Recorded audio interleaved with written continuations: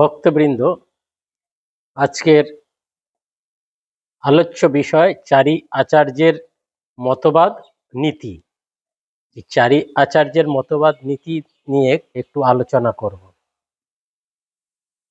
ভক্তবৃন্দ, চারি সম্প্রদায়ের কথা আমাদের জানা প্রয়োজন কেন? শাস্ত্রে বলেছেন, সম্প্রদায় মন্ত্রেস্ব বিফলমতা ব্রহ্ম রুদ্র সনকা ক্ষিতি প্রাবণ। এই ধরাধামে চার সম্প্রদায় শুদ্ধ সম্প্রদায়। এই জন্য মহাপ্রভু মধ্যাচার্য সম্প্রদায়কে স্বীকার করে কৃষ্ণ প্রেম লাভের দিশা দেখিয়েছে। এই চার সম্প্রদায়ের নীতি, আদর্শ, সিদ্ধান্ত আমরা একটু সংক্ষেপে জানব। জয় প্রভুপাদ।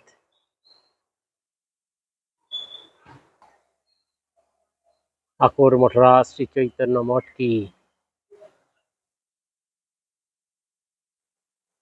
জয়। শ্রী শ্রী গুরু গৌরাঙ্গ গন্ধার্বিকা গিরিধারী চূ কি জয়।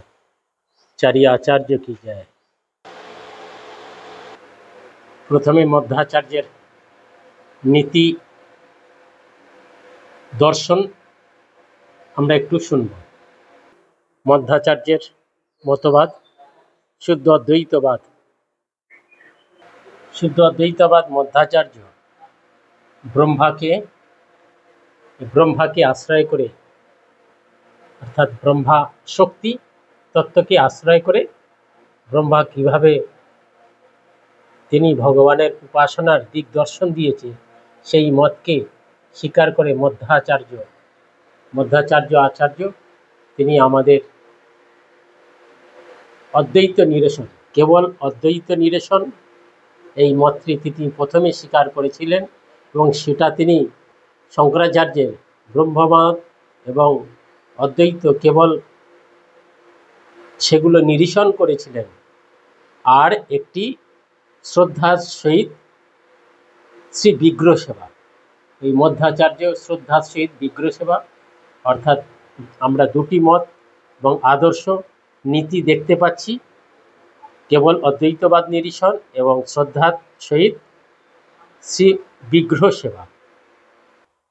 বিষ্ণুস্বামী সম্প্রদায় তিনি কি মত নীতি স্বীকার করেছিলেন? বিষ্ণুস্বামী সম্প্রদায় শুদ্ধ অদ্বৈতবাদ। এই শুদ্ধ অদ্বৈতবাদ আচার্য বিষ্ণুস্বামী। যে পঞ্চমুখী শিব হচ্ছে কি শক্তি তত্ত্বকে শিব কিভাবে ভগবানের আরাধনা করার দিক দর্শন দিয়েছেন, সেই বিষ্ণুস্বামী সম্প্রদায়ের আরাধ্যের আনুগত্যে এই যে শিবজি, তিনি আমাদেরকে দুটি দর্শন দেখিয়েছেন। বিষ্ণুস্বামী সম্প্রদায় তিনি দেখিয়েছেন তদীয় সর্বেস্ব, তদীয় সেবা, এটা আমাদের গ্রহণ করতে হবে।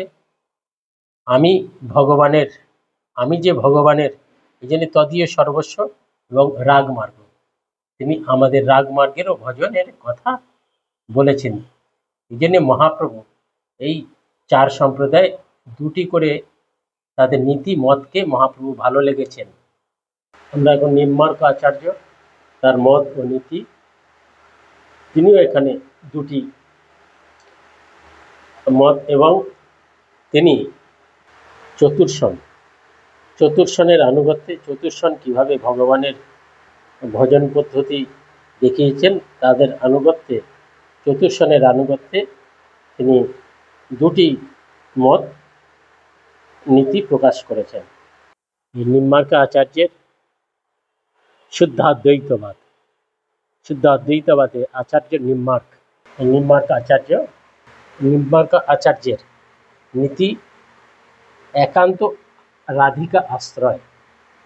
এই একান্ত রাধিকা আশ্রয়ে, রাধিকার আনুগত্যে ভজন করতে হবে এবং গোপী ভাব, সেই ভজনে গোপী ভাব না আসা পর্যন্ত রাধাকৃষ্ণের ভজন হয় না।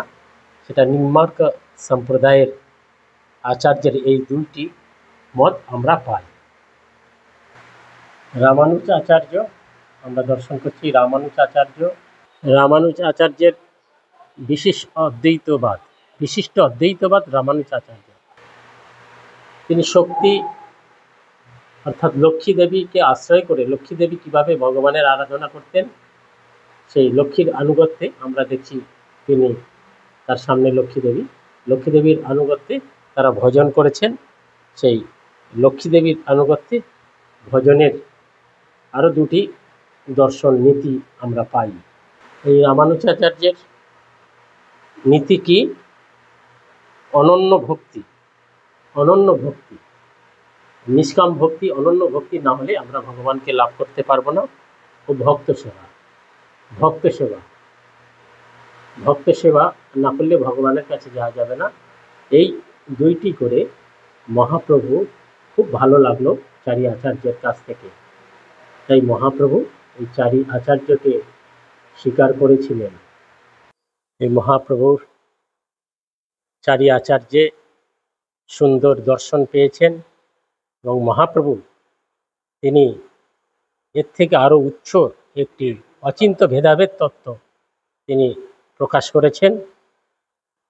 অচিন্ত্য, যাহাকে চিন্তা করা এবং ইন্দ্রিয়ের অতীত বস্তু যে ভগবান, তাকে লাভ করতে গেলে কি করতে হবে, আর আমাদের সঙ্গে ভেদ আছে কি না, আমরা মায়াবদ্ধ ক্ষুদ্র জীব এবং নবদা ভক্তি সাধন করে কৃষ্ণ প্রেম লাভ করাই একমাত্র মহাপ্রভুর আদর্শ।